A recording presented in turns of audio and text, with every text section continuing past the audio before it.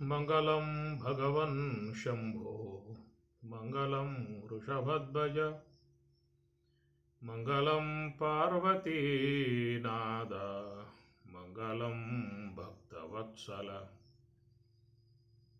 సర్వమంగళమాంగళ్యే శివే సర్వార్థసాధకే శరణ్యే త్ర్యంబకే గౌరీ నారాయణి నమోస్తుతే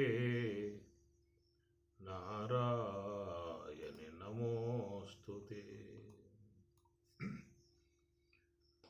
శాంతము లేక సౌఖ్యము లేదు, శాంతము లేక సౌఖ్యము లేదు, సారసాదాళ నయనా దాంతునికైనా వేదాంతునికైనా శాంతము లేక సౌఖ్యము లేదు, సారసాదాళ నయనా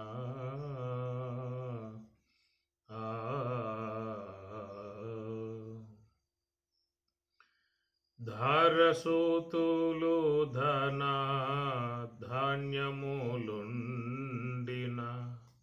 సారెకు జపతప సంపద కలిగిన శాంతము లేక సౌఖ్యము లేదు, సారసాదాళ నయన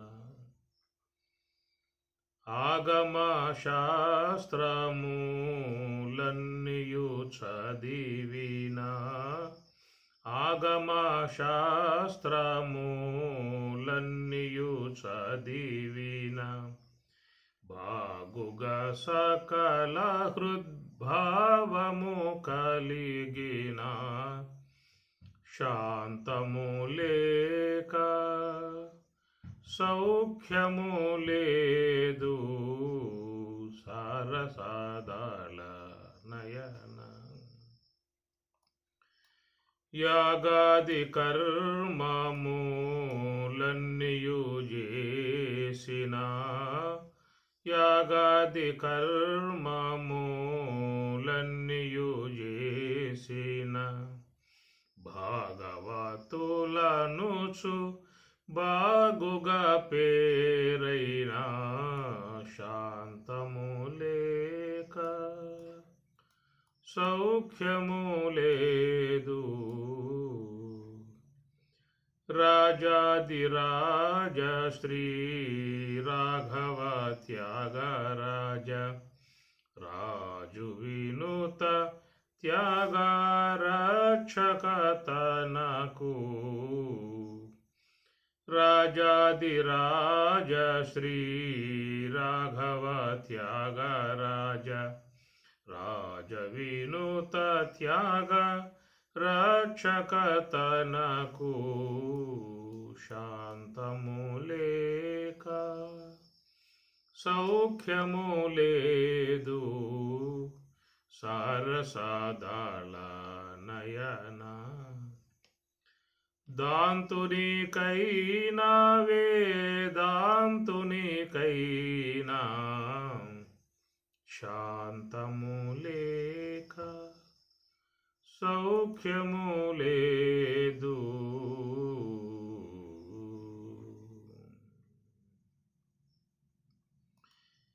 ఈశావాస్యోపనిషత్తు అందం తమః ప్రవిశంతి ఏ అవిద్యాముపాసతే తతో భూయః యవతే తమః యౌ విద్యాయామ్రతాః అన్యదేవాహుః విద్యయా అన్యదేవాహు అవిద్యయా ఇతి శుశ్రమధీరాణాం ఏనస్తద్యా చక్షిరే విద్యాం చ యస్తద్వేదో భయం సహ అవిద్యయా మృత్యుం తీర్త్వా విద్యయా అమృతమశ్నుతే. ఈ 3 మంత్రాలు చక్కగా మనకి ఉన్నటువంటి వాస్తవిక స్వరూపాన్ని సర్వేశ్వరుడు ఈశావాస్యము ద్వారా మనకి అందిస్తున్నటువంటిది. ఎందుకంటే వేదం ఈశ్వర ప్రోక్తము అన్నారు, అపౌరుషేయము అన్నారు. అట్టి సర్వేశ్వరుడే మనకు ఇస్తున్నటువంటి చక్కటి సందేశము, వేదవాక్యము. అది సర్వేశ్వరుని యొక్క వాక్యముగా మనం తీసుకోవాల్సి ఉంటుంది. అందువల్ల ఇక్కడ ఈ 3 మంత్రాల భాగాల్లో మనం చెప్పుకున్నటువంటి సారాంశ విషయం ఏంటంటే, ఒకటి విద్య అనగా 9వ మంత్రంలో విద్య అనియు, అట్టనే 11వ మంత్రంలో కూడా విద్య 2 పదాలు వాడుతూ, 9వ మంత్రంలో విద్యను ఉపాసించేవారు అంధత్వంలోకి పోతున్నారనే మాట, 11వ మంత్రంలో విద్యను ఉపాసించేవారు అమృత ప్రాప్తిని పొందుతున్నారు అనే మాట. 2 చూసినట్లయితే చాలా విరుద్ధ భావాలు కలిగి ఉన్నాయి అని చెప్పనంటే, ఒకటేమో పరోక్ష జ్ఞానానికి సంబంధించినటువంటి యొక్క విద్య, రెండవది అపరోక్ష జ్ఞానానికి సంబంధించి ఉన్నటువంటి విద్య. అపరోక్ష జ్ఞాన విషయంలో విద్యయా అమృతం అశ్నుతే అన్నాడు. పరోక్ష జ్ఞాన విషయంలో మాత్రం ఈ విద్యను ఉపాసించేవారు అందరికంటే కూడా ఇంకా అంధత్వంలో పోతున్నాడు అనేటువంటి మాట ఏంటంటే, లోకంలో ప్రబోధకులుగా విద్యను ఆశ్రయించి విద్యను అధ్యయనం చేసి ఆ యొక్క మోక్ష సంబంధమై ఉన్నటువంటి విషయంలో అపమార్గమును పట్టించి లాక్కుపోయేటువంటి వాళ్ళ విషయమై చెప్పేటువంటి అంశం మన దాంట్లో దర్శించటము జరిగింది. ఇక మనం కొంచెం ముందుకెళ్ళినట్లయితే, అన్యదేవాహు సంభవాత్తు అందం తమః ప్రవిశంతి ఏ అసంభూతిం ఉపాసతే. 12వ మంత్రము. మీ వద్ద ఈశావాస్యం ఉంటే చూసుకోండి, మంత్రాలు చూసుకుంటూ ఉంటే మీకు కూడా విషయం బాగా అవగాహన వస్తుంది. ఎందుకంటే ఉపనిషత్తులు పూర్వకాలంలో చెప్పాలంటే చాలా నియమాలు ఉండేవి, వాళ్ళు చాలా భక్తిగా ఉండాల్సి ఉండేది. ఎంతో నమ్రత, విధేయత అవన్నీ చూసి వారిలో యోగ్యతలన్నీ కూడా విచారించిన తర్వాత తప్ప ఉపనిషత్తుల ప్రబోధం వాళ్ళకు అందించేటువంటి విధానం కాదు. అప్పటి కాలంలో ఉపనిషత్తులను అధ్యయనం చేయడానికి గురువుల దగ్గర ఎన్నో తిప్పలు పడేవాళ్ళు, ఇబ్బందులు పడేవారు. చాలా కాలం పాటు ఆశ్రమాలలో సేవ చేసేవారు. గురువుకు సేవ చేసి విద్య పొందినటువంటి యొక్క సందర్భం సాక్షాత్తు శ్రీ భగవానుడు కృష్ణ పరమాత్మయే అరణ్యానికి వెళ్ళి సాందీపుని ఆశ్రమంలో ఆయన కష్టపడి విద్యను అధ్యయనం చేశాడు. దర్బారులో మంచి ఆ యొక్క అంశతులకు తలపాలను నిద్రిస్తూ హాయిగా ఉండాల్సినటువంటి ఆ రాజకుటుంబీకుడైనటువంటి కృష్ణ పరమాత్మ అరణ్యంలో కటిక నేల మీద పడుకున్నాడు, కందమూలాదులు భుజించాడు, గురువు గారికి సేవ చేశాడు. ఆ ప్రకారం ఎంతో కాలం బలరామ కృష్ణుడిద్దరూ కూడా సాందీప ఆశ్రమంలో. అరణ్యాల్లో ఏముంటాయి చెప్పండి? అరణ్యాల్లో పరుపులు ఉంటాయా? సరైనటువంటి యొక్క పదార్థాలు వంటకాలు ఉంటాయా? ఆడ సౌకర్యాలు ఉంటాయా? అలాంటి చోట్ల వాళ్ళు కష్టపడ్డారు అని చెప్పనంటే విద్యా విధానం పూర్వకాలంలో ఆ ప్రకారంగానే ఉండేది. అట్లా రాముడు కూడా వశిష్ఠాశ్రమానికి వెళ్ళి ఆడ గురుకుల ఆశ్రమంలో గురుసేవ చేస్తూ సన్నిటి స్నానము, నేల పడక, అపక్వాహారము, గురుసేవ ఇవన్నీ శీలించాలని చెప్పినట్లయితే మనం ఒకసారి ఆ విధంగా అరణ్యాలకు పోయి మహాత్ముల వద్ద కొద్ది రోజులు ఉంటే అర్థమవుతుంది అక్కడ ఉండేటువంటి ఒక బాధలు ఏమిటో. అక్కడ వంటకాలు ఏమి ఉండవు, రుచికర పదార్థాలు అక్కడేమి ఉండవు, కందమూలాదులే భుజించాల్సి ఉంటుంది, వేడి నెల స్నానాలు ఉండవు, అక్కడ సన్నిటి స్నానమే చేయాల్సి వస్తుంది, నదీ స్నానం చేయాల్సి వస్తుంది. అక్కడ పొరుపులు, పెద్ద పెద్ద డబుల్ కట్ మంచాలు అక్కడే ఉండవు, నేల పడక పడుకోవాల్సిందే. ఇలాంటి విధానంగా ఆ కాలంలో కష్టపడి ఉపనిషత్ జ్ఞానాన్ని వాళ్ళు సంపాదించుకునే విధానంగా ఉండేది. ఒక రకంగా చూస్తే కష్టపడి సంపాదించుకున్న విద్య మీదే మక్కువ ఉండే అవకాశం ఉంటుంది. ఊరకే పడేసినా పక్కన పారేసి వెళ్ళిపోతారు. దాన్ని మనసులో నిక్షిప్తం చేసుకునే విధానంగా చేసుకోరు.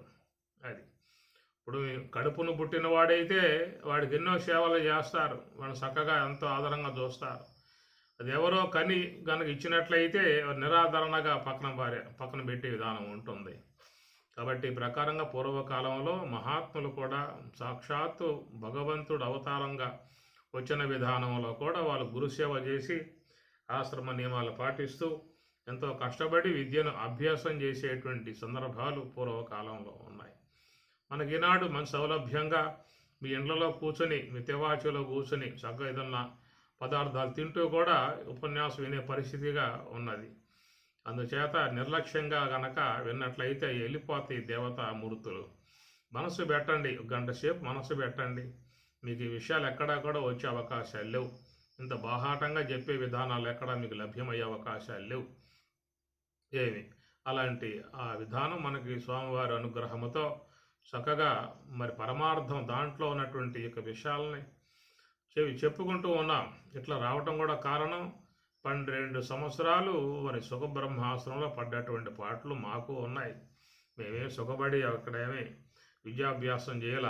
మాకు నేల పడక, సనీటి స్నానము, అపక్వాహారాలు, ఎన్నో నియమాలు పాటించిన విధానం అట్లా చేశాం కాబట్టి 4 మాటలు చెప్పగలిగే విధానం వస్తూ ఉన్నది. కాబట్టి మీకు ఆ బాధ ఏం లేదు. మంచిగా మీరు ఇంట్లో కూర్చునే తివాచలో కూర్చునే వినవచ్చు, విషయాలు అవగాహన చేసుకోవచ్చు. సౌలభ్యం వచ్చింది. నిర్లక్ష్యం చేశారా అంటే ఆ దేవతా మూర్తులు అట్లా వచ్చి కనబడి వెళ్ళిపోతారే తప్ప అది ఉండే అవకాశాలు లేవు. భక్తిగా శ్రద్ధగా దాన్ని ఎంతో మరి విశ్వాసంతో భక్తి శ్రద్ధలతో శ్రద్ధావాన్ లభతే జ్ఞానం తత్పర సంయతేంద్రియ జ్ఞానం లబ్ధ్వా పరాం శాంతి. పరమాత్మ కూడా చెప్పిన మాట. శ్రద్ధావాన్ లభతే జ్ఞానం. శ్రద్ధ ఉన్నవాడే జ్ఞానాన్ని పొందే అవకాశం అనేది ఏర్పడుతుంది. మనకు భగవద్గీత సందేశ విషయంలో కూడా మన ముందు ఇద్దరిని పెట్టేశారు. అర్జునుడు విన్నటువంటి విషయము, ధృతరాష్ట్రుడు విన్నటువంటి విషయము, ఇద్దరు విన్నారు. అయితే అర్జునుడు భక్తి భావంతో విన్నాడు కాబట్టి మనసుకు బాగా అది హత్తుకున్నది. కేవలం వైరాగ్య భావం లేకుండా, శ్రద్ధ లేకుండా నిర్లక్ష్యంతో విన్నాడు కాబట్టి ధృతరాష్ట్రుడికి వాడు మోహం కూడా పోలేదు, ఆ విషయం మనసు కూడా పట్టలేదు. అందుచేత వినేటువంటి విధానాల గురించి మనకి భగవద్గీతలో చక్కటి సందేశాత్మకముగా అర్జునులాగా వింటారా, ధృతరాష్ట్రుడిలాగా వింటారా అనే విషయముగా మనకు అక్కడ 2 సన్నివేశాలని చూపించారు. ధృతరాష్ట్రుడిగా విన్నావు అంటే వారికి వచ్చేది లేదు, వచ్చినా ఎమ్మటి వెళ్ళిపోయే విధానం ఉంటుంది.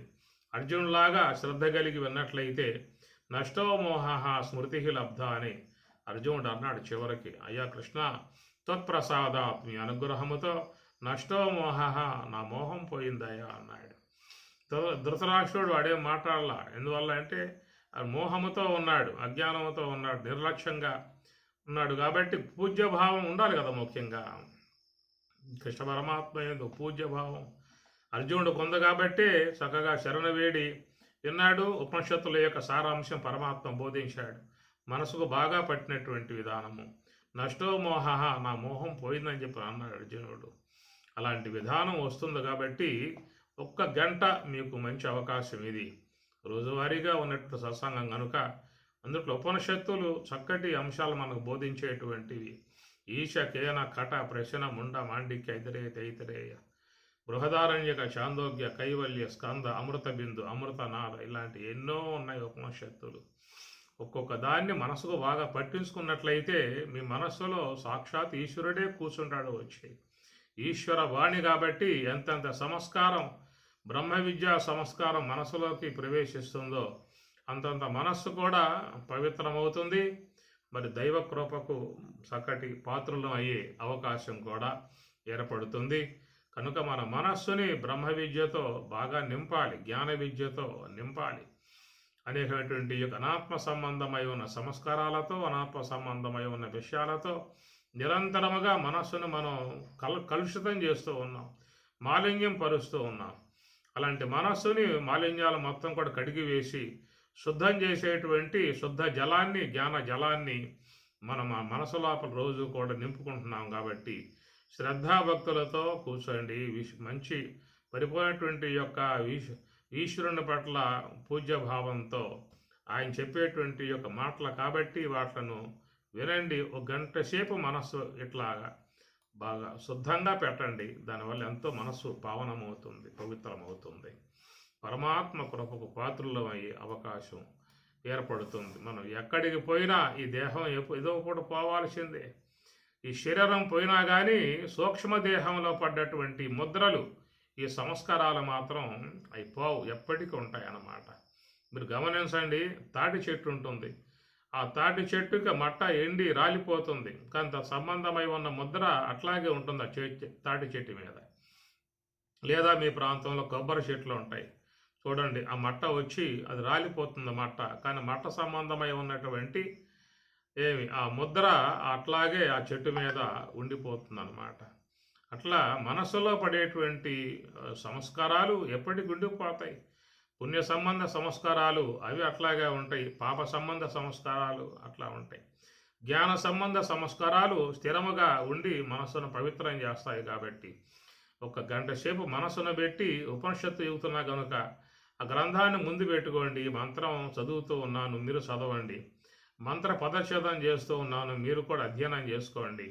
ఆ మంత్ర సంబంధమై ఉన్నటువంటి పదాలు కూడా మీకు చెప్తూ ఉన్నా, ఇది ఏకవచనమా, ద్వివచనమా, బహువచనమా అనేవి కూడా కొంత వ్యాకరణ సంబంధంగా ఇస్తూ ఉన్నా. కాబట్టి అవి కొంచెం మీరు పట్టుకున్నట్లయితే మీకు ఉపనిషత్తు మీద కొంచెం పట్టు సారించుకునే అవకాశం కూడా ఏర్పడుతుంది. ఒకవేళ మీకేమన్నా అక్కడి మంచి అవగాహన వచ్చినట్లయితే దానిని మీ దగ్గర ఉన్నటువంటి పిల్లలకు బోధించవచ్చు. ఇంకెవరైనా జిజ్ఞాసం కలిగినటువంటి వాళ్ళకు కూడా చెప్పవచ్చు. దానివల్ల వాళ్ళు బాగుపడతారు, మీకు మంచి సంస్కారం వచ్చే అవకాశం ఏర్పడుతుంది. పరమాత్మ చెబుతున్న మాట, పరస్పరం బోధయంతః శ్రేయ పరం అవాప్స్యత అంటాడు 10వ అధ్యాయంలో. పరస్పరం బోధయంతః, మీకున్నటువంటి బోధను 10 మందికి పంచమని చెప్పి స్వామి చెప్తారు. యయిదం పరమం గుహ్యం మద్భక్తే స్వపిదాస్యతి అంటాడు. ఎవరైతే ఈ జ్ఞానాన్ని మద్భక్త నా భక్తులకు దాస్యతి ఇస్తూ ఉన్నారో వాళ్ళు నాకు అత్యంత ప్రీతిపాత్రులు అని చెప్పి పరమాత్మ కూడా చెప్తాడు. సర్వోన్నతమై ఉన్నటువంటి విద్య, సమస్త ఋషులందరూ కూడా అనుష్ఠించినటువంటి యొక్క విద్య, సాక్షాత్ పరమశివుడే వేదాన్ని బోధించినటువంటి విద్య. దాన్ని పవిత్ర భావంతో, పూజ్య భావంతో, నిశ్చల భావంతో మనస్సులో ఈ జ్ఞానాన్ని నిక్షిప్తం చేసుకోండి. మీ జీవితాలన్నీ కూడా పవిత్రమవుతాయి. దేహం పోయిన తర్వాత కూడా మనల్ని సంస్కారము కాపాడేదిగా ఉంటుంది అనేటువంటి అంశము. అందం తమః ప్రవిశంతి ఏ అసంభూతిం ఉపాసతే. 12వ మంత్రము. తతః భూయః యవతే తమః యా సంభూత్యాగం వ్రతాః. 13. అన్యదేవాహు సంభవాదన్యదేవాహు అసంభవాత్ ఇది శుశ్రమధీరాణం ఏనస్తద్యాస చక్షిరే. ఇది పాఠాంతరాలు కొన్ని అంటూ ఉంటాయి. ఏన తద్వ్యాచ చక్షిరే అనేది ఒక పాఠాంతరం ఉంటుంది. ఏన తద్విచ చక్షిరే అనేది కూడా ఉంటుంది. రెండు కరెక్టే. కొన్ని పుస్తకాలలో అట్లా, కొన్ని పుస్తకాలు ఎట్లాగా ఉంటుంది. ఎట్లయినా కానీ అది అర్థం మాత్రం ఒకే విధానంగా చెప్తారు. తర్వాత 14వ మంత్రము.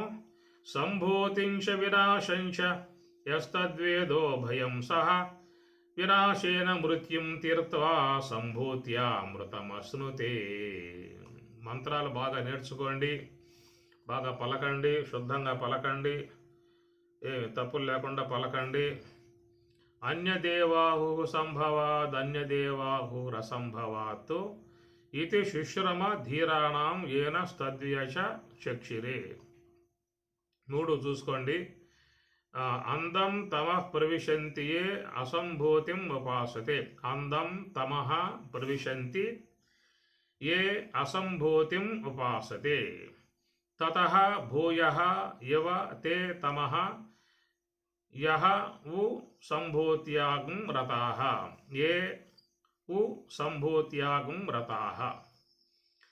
అన్యత్ ఏవ ఆహుః సంభవాత్ అన్యత్ ఏవ ఆహుః అసంభవాత్ ఇది శుశ్రమ ధీరాణం ఏ నః తత్ వ్యాచక్షిరే. సంభూతించ వినాశంచ యః తత్ వేద ఉభయం సహ వినాశేన మృత్యుం తీర్త్వా సంభూత్యా అమృతం ఆశ్నుతే. అది ఇక్కడ పదాలు కొన్ని మార్చటం జరిగిందన్నమాట. ఇంతకుముందేమో అందం తమః ప్రవిశంతి ఏ అవిద్యాం ఉపాసతే అనేటువంటి మాట వాడారు. ఇక్కడేమో అందం తమః ప్రవిశంతి ఏ అసంభూతిం ఉపాసతే. ఇక్కడ అసంభూతిం సంభూతిం అనేటువంటి రెండు అంశాలు మనకి ప్రధానంగా వస్తున్నటువంటివి. అసంభూతి సంభూతి, అక్కడేమో విద్య అవిద్య అనేటువంటి రెండు అంశాలు అక్కడ ఆ మంత్రాల్లో చెప్పడం జరిగింది. ఇక్కడ సంభూతిం అసంభూతిం అనేటువంటి అంశముగా ఇక్కడ వస్తున్నాయి అన్నమాట. ఈ అసంభూతిం అనేది మనకు 13వ మంత్రంలో చూసినట్లయితే అసంభూతిం అనేది వినాశేన, వినాశం అనే పదం వాడతారు. సంభూతించ వినాశంచ పదాలు కొంచెం జాగ్రత్తగా మరి మహాత్ములు వాడుతున్న అంశము. దీంట్లో ఉన్న మౌలికమై ఉన్నటువంటి అంశాన్ని మనం చూసినట్లయితే అందం తమః ప్రవిశంతి అసంభూతిం ఉపాసతే. అసంభూతిం, అసంభూతిని ఎవరైతే ఉపాసిస్తూ ఉన్నారో తే వారు అందం తమః ప్రవిశంతి, వారు అంధత్వంలోకి పోతూ ఉన్నారు.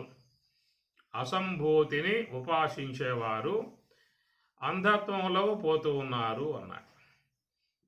తర్వాత తతః భూయః యువతే తమః ఏ ఉ సంభూత్యాగం రతాః. సంభూత్యాం, ఈ సంభూతి యందు రతాః ఆసక్తి కలిగి ఉన్నటువంటి వారు తతః భూయః అంతకంటే మిక్కిలిగా ఉన్నటువంటి తమః తమస్సుని ప్రవేశిస్తూ ఉన్నారు. ఇంతకుముందేమో అందం తమః ప్రవిశంతి అవిద్యాముపాసతే తతః భూయః యువతే తమః యావు విద్యాయం రతాః అని పైన చెప్పాడు ఇంతకుముందు. కాబట్టి అవిద్యను ఉపాసించేవారు అంధత్వంలో పోతూ ఉన్నమాట మరి మనం చెప్పుకున్నాం. ప్రకృతి యొక్క మార్గంలో పోతూ విషయాలనే ఆస్వాదిస్తూ అజ్ఞాన సంబంధమై కార్యాలు చేసేటువంటి వారు తమస్సులో పోవడం అనే విషయం సర్వసాధారణం. కానీ విద్యను ఉపాసించేవారు అంతకంటే అంధత్వంలో పోతారనే మాట పైన చెప్పాడు. ఇక్కడేమో ఆ రెండు పదాలనే మార్చి ఇక్కడ సంభూతించ వినాశంచ, సంభూతిం అసంభూతిం అని చెప్పి అంటూ ఉన్నాడు. అక్కడేమో విద్యాం అవిద్యాం రెండు పదాలు వాడారు. ఇక్కడేమో సంభూతిం అసంభూతిం అన్న పదాలను మళ్ళీ మార్చి చెప్పుకొస్తూ ఉన్నారు. మిగతా భాగాలు చూస్తే యాజిటీజుగా అట్లాగే ఉంటాయి. ఒక రెండు పదములు మాత్రమే ఇక్కడ మార్చి చెప్తున్నటువంటి యొక్క అంశము అసంభూతిం సంభూతిం. అక్కడేమో విద్యాంశ అవిద్యాంశ రెండు అక్కడ వాడారు. ఇక్కడ ఆ పదాలకి వేరుగా ఈ రెండు పదాలు వాడుతూ అసంభూతిం సంభూతిం అనే మాట వాడుతూ ఉన్నారు. అసలేమిటి ఈ సంభూతి ఏమిటి, అసంభూతి ఏమిటి? మామూలుగా మనకి విద్యాంశ విద్యాంశ అనగా విద్య అవిద్యలు అని చెప్పనంటే సాధారణంగా మనం చాలా గ్రంథాలలో చదివి ఉంటాం కాబట్టి మనకు అది సులభంగా కొంతవరకు మనస్సుకి అర్థమయ్యే అవకాశంగా ఉంటుంది. కనుక అవిద్య అనేది సర్వసాధారణంగా మనం ఉపన్యాసాలలో వింటూ ఉంటాం, విద్య అనేది కూడా వింటూ ఉంటాం. కాబట్టి ఆ విద్య అనేది మనం దానికి బాహ్యముగా శాస్త్ర సంబంధమై ఉన్నటువంటి ప్రబోధాన్ని కూడా విద్యా అధ్యయనము అని చెప్పని అంటాం. అటనే విద్య అనే దానికి యోగ సమాధిలో ఉన్నప్పుడు ఏ యొక్క శుద్ధ సాత్విక బ్రహ్మాకార వృత్తి వస్తుంది, దానిని విద్య అనేదిగా చెప్తారు. అది మహాత్ములకు యోగ సమాధిలో ఉండే అంశముగా విద్య అనేది అక్కడ ఉండేటువంటిది. అట్లాగా అవిద్య విద్య అనేది ఒక ప్రవృత్తి మార్గంగా పోయే వాళ్ళకి అవిద్య అని, నివృత్తి మార్గంగా పోయి బ్రహ్మమును చేరుకునే వాళ్ళకి విద్య అని చెప్పని స్వామివారే స్పష్టంగా చెప్పుకొచ్చారు కదా భగవద్గీతలో. నేను కూడా చెప్పుకున్నాం మంత్రాలు మనం శ్లోకాలని. మహాత్మానస్తు మాం పార్థ దైవీ ప్రకృతిం ఆశ్రితాః. మహాత్ములైతే దైవీ ప్రకృతిని విద్యను ఆశ్రయించి నా యొక్క స్వరూప అనుభవాన్ని పొందుతున్నారు అనే మాట వాడారు. ఇక అవిద్యలో పోయేటువంటి వాళ్ళ విషయం చూసినట్లయితే మోఘాశ మోఘకర్మాణ మోఘజ్ఞాన విషేద సహ రాక్షసీం ఆసురీం చైవ ప్రకృతిం మోహినీం శ్రితాహ అని చెప్పనంటూ అవిద్యా మార్గంలో పోయే వాళ్ళకి ఇవన్నీ కూడా చెప్పడం జరిగిందనమాట. అందుచేత విద్యా సంబంధమై ఉన్న అంశము కానీ అవిద్యా సంబంధమై ఉన్న అంశము కానీ మనం సులభముగా అర్థమయ్యే రీతిలో మనకి అందుబాటులో ఉన్నటువంటి విషయాల గురించి ప్రస్తావించుకున్నాము. అయితే ఇక్కడ చూస్తే ఈ 3 మంత్రాలు, అక్కడ 3 మంత్రాలే, ఇక్కడ 3 మంత్రాలే. ఈ 3 మంత్రాలలో చూసినట్లయితే మరి విద్య అవిద్యలకు బదులుగా అసంభూతిం సంభూతిం అన్న పదాలను తీసుకొచ్చి ఇక్కడ పెట్టి ఈ విషయాలను ఇక్కడ మనకి బోధిస్తూ ఉన్నటువంటి విధానం. ఇది చాలామంది ఈశావాస్యానికి అర్థం రాయటం జరిగింది. ఒకవేళ మీలో చాలామంది ఈశావాస్యం అర్థసహితముగా చాలామంది రాసినవి మీరు కూడా విని ఉంటారు, చూసి ఉంటారు. కానీ అంతా కూడా గందరగోళ పరిస్థితి అయిపోయింది. ఈశావాస్యం ఎవరైనా చేత్తో పట్టుకుని ఈ 6 మంత్రాల కాడకి వచ్చారు అని చెప్పనంటే ఆ వ్యాఖ్యానం కింద వ్యాఖ్యానం చూసినట్లయితే, ఎందుకంటే సాధారణంగా మనకు అందరికీ కూడా చాలామందికి మూలంలో నుంచి ప్రయాణం చేసే అవకాశాలు లేవు. అనగా మంత్ర భాగాల నుంచి ప్రయాణం చేసే అవకాశం లేదు. మంత్ర భాగాలు చదవటమే కానీ మనం ఆశ్రయించాల్సింది కింద తాత్పర్యాలే. ఎవరెవరు ఏ ఏ తాత్పర్యం రాస్తారో ఆ తాత్పర్యం వరకే మనం ప్రయాణం చేసే విధానము. మనకున్న సత్తా అంతవరకే. మన మంత్ర భాగాల్లోకి పోయే అవకాశాలు లేవు కాబట్టి ప్రతి ఒక్కరూ కూడా ఆ మంత్రం చదువుకునే వాళ్ళు 10 మంది ఉన్నారు. మంత్రం చదవకుండా కూడా తాత్పర్యం వరకు చదువుకొని ముందుకెళ్ళిపోయే వాళ్ళు ఉన్నారు. కాబట్టి ఈ ప్రకారంగా చూసినట్లయితే ఈ మంత్రాల కాడ చాలా గందరగోళ పరిస్థితి. వాళ్ళు ఉపాసనలని, యజ్ఞాలని, నిష్కామకర్మ యజ్ఞాలని, సకామకర్మ యజ్ఞాలని, ఇట్లాగా వాళ్ళు ఒక్కొక్కరు ఒక్కొక్క విధానాలుగా వాళ్ళు చెప్పుకుంటూ పోయారు. కానీ ఎవరికి కూడా ఈ మంత్ర భాగాల మీద క్లారిటీ మాత్రం వచ్చే అవకాశాలు లేవు.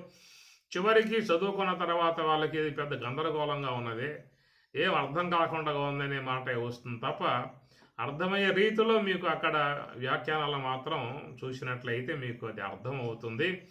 ఒకవేళ మీ దగ్గర ఉన్న ఈశావాస్య ఉపనిషత్తులలో ఈ 6 మంత్రాల దగ్గర ఏమి రాశారో కూడా మీరు చూసుకోండి. అది మీకు ఎంత గందరగోళ వ్యవహారం ఉందనే విషయం మీకు కూడా అర్థమయ్యే పరిస్థితి ఏర్పడుతుంది.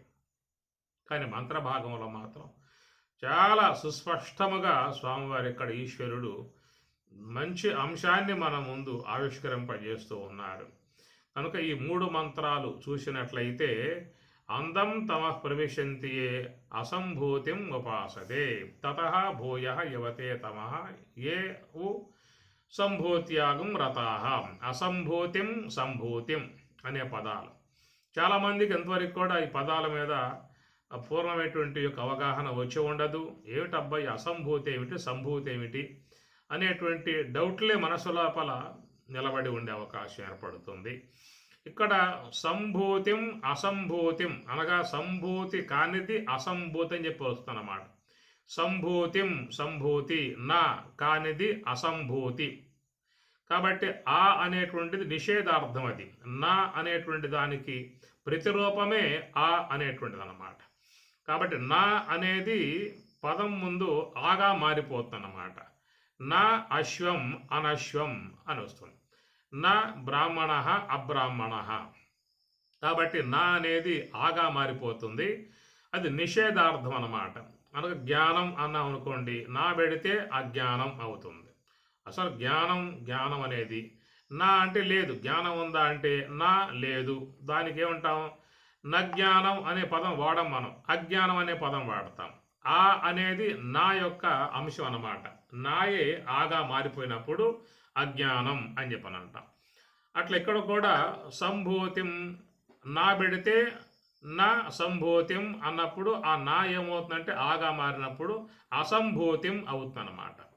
కనుక సంభూతిం అసంభూతిం. అసలు అసంభూతిం సంగతి తర్వాత చూద్దాం. సంభూతిం అంటే ఏమిటండి అనే విషయం మీకు రావచ్చు.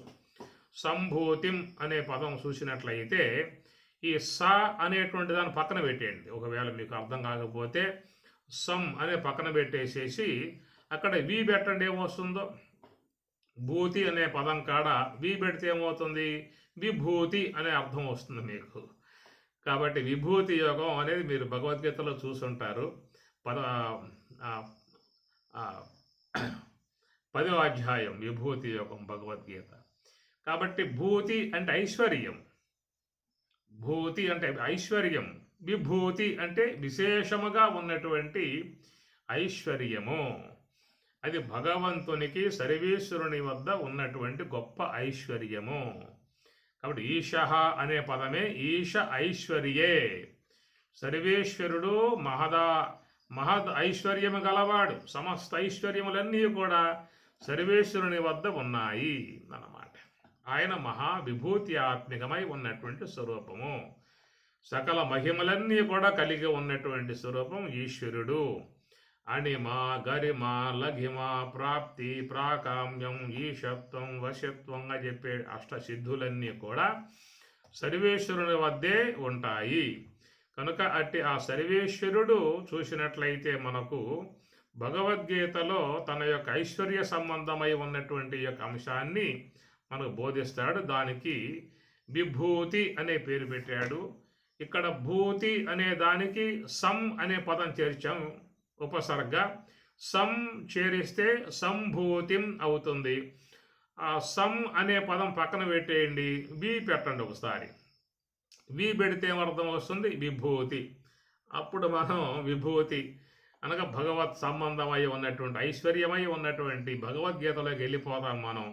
ఆడ పరమాత్మ కూడా భూయ ఏవ మహాబాహో శృణుమే పరమం వచః యత్తేహం ప్రియమానాయ వచ్చామి హితకామ్యయ అని పరమాత్మ, యత్తే అహం ప్రియమానాయ వచ్చామి హితకామ్యయ, అయా నీ యొక్క హితమును కూర్చి నేను బోధిస్తున్నా అని చెప్పిన పరమాత్మ అంటూ, నమే విదుస్వరగణాః ప్రభవం న మహర్షయః అహం ఆదిర్హి దేవానాం మహర్షీణాం చ సర్వశః. నమే విదుస్సురగణాః, నా యొక్క మహిమను, నా యొక్క గొప్పతనాన్ని, నా యొక్క స్వరూప విధానాన్ని పూర్ణముగా దేవతలకు కూడా తెలియదు అన్నాడు. నమే విదుస్సురగణాః ప్రభవం న మహర్షయః. కానీ మహర్షులు నిరంతరముగా తపస్సులో ఉనిగిపోయి తపస్సును శీలించేటువంటి యొక్క మహర్షులే సాధారణంగా ఇవన్నీ చెప్పింది శిక్ష, కల్ప, వ్యాకరణం, నిరుక్తం, ఛందస్సు, జ్యోతిష్ శాస్త్రం, ఎన్నో అంశాలను మనకి అందించింది ఎవరు అని చెప్పి ఋషులే. ఎంత జ్ఞానాన్ని ఇచ్చినా కానీ పరమాత్మ అంటూ ఉన్నాడు, మహర్షయ ప్రభవం నమే విదుహు, నా విదుహు వాళ్ళు తెలియదని చెప్పి అన్నాడు. ఏదో కొంతవరకు తెలిసిందే కానీ నా యొక్క ఐశ్వర్యము, నా యొక్క మహిమ, నా యొక్క గొప్పతనం, నా యొక్క కాంతి కొంతవరకే తప్ప అసలు సమగ్రముగా నా యొక్క స్వరూప విధానం వాళ్ళకు కూడా తెలియదు అన్నాడు. ఎంత జ్ఞానం అండి చూడండి. ఒక్కొక్క శాస్త్రం మన అధ్యయనం చేయాలని మన జీవిత కాలాల సాలవు. సంగీత శాస్త్రం కానీ, వాస్తు శాస్త్రం కానీ, జ్యోతిష్ శాస్త్రం కానీ, శిక్ష, కల్ప, వ్యాకరణం, నిరుక్తం, ఛందస్సు, జ్యోతిష్ శాస్త్రం ఏవైతే ఉన్నాయో మొత్తం కూడా ఒక్కదాన్ని అధ్యయనం చేయడానికి మన జీవిత కాలం సరిపోతుందన్నమాట. అంత జ్ఞానాన్ని మహాత్ములు అందిస్తే పరమాత్మ అంటూ ఉన్నాడు, మహర్షయ నమే విదుహు, వాళ్ళకు కూడా నా యొక్క మహిమ, నా యొక్క ఐశ్వర్యము, నా గురించి పూర్ణముగా వాళ్ళకి తెలియదు అని చెప్పని అంటాడు. ఎందుకంటే అంత ఐశ్వర్యం భగవంతుడు కలిగి ఉన్నాడు, సర్వేశ్వరుడు కలిగి ఉన్నాడు. విశ్వమంతా కూడా భగవద్ విభూతి, భగవంతుని యొక్క కాంతి, భగవద్ ఐశ్వర్యం. మనకి ఏముందని మనకు తెలిసింది అసలు. మనం ఏదో కొంచెం రాగానే విర్రవీగుతాం, అహంకారంతో మిడిచిపడతాం. ఏదో కొంచెం వచ్చిందా అని చెప్పానంటే అంతా వచ్చేసినట్లుగా పూజలు కొడతా ఉంటారు లోకంలో కొంతమంది. అంతా మాకు వచ్చేసిందని చెప్పేసి అని ఏమి రాల. సర్వేశ్వరుని యొక్క ఐశ్వర్య కాంతిలో, ఐశ్వర్యుని యొక్క విభూతిలో, ఐశ్వర్య జ్ఞానములో ఒక ఈసమంతా ఆవగింజ అంత వచ్చినా చాలు. ఈ మాత్రం దానికే మానవుడు అజ్ఞానంతో ప్రవర్తించే విధానంగా వస్తూ ఉంటుంది. కాబట్టి పరమాత్మ చెబుతున్నాడు ఇక్కడ తన ఐశ్వర్యాన్ని గురించి, విభూతి గురించి, నమే విదుస్సురగణాః ప్రభవం న మహర్షయః అహం ఆదిర్హి దేవానాం మహర్షీణాం చ సర్వశః. అహం ఆదిహి దేవానాం, నేను దేవతలకు ఆదిగా ఉన్నాను. మహర్షీణాం, సమస్త మహర్షులు కూడా నేనే ఆదిలో ఉన్నాను. ఏమి కాబట్టి ఈ ప్రకారముగా ఎంతో గొప్ప ఐశ్వర్యయుక్తమై ఉన్నటువంటి సర్వేశ్వరుడు తన విభూతిని గురించి తాను చెప్పటం ఆరంభం చేశాడు. ఎన్నో విషయాలు మీకు ఈ విభూతి యుగంలో స్వామివారు అందిస్తారు. నమే నాంతో స్వమ దివ్యానాం విభూతీనాం పరంతప అని చెప్పనంటూనే ప్రాధాన్యత కురు శ్రేష్ఠ, నా యొక్క విభూతికి, ఐశ్వర్యానికి, మహిమకు అంతం లేదు, అనంతముగా ఉన్నటువంటి విధానము. నువ్వు అడిగావు కాబట్టి, నువ్వు పరమ భక్తుడు కనుక నువ్వు కోరిన దాని మీద ప్రాధాన్యత కురు శ్రేష్ఠ, కొన్ని ప్రాధాన్యత వహించినటువంటి వాటిని తెలియజేస్తా అని చెప్పని అన్నాడు. ఇదంతా కూడా సర్వేశ్వరుని యొక్క విభూతి, సర్వేశ్వరుని యొక్క మహిమ.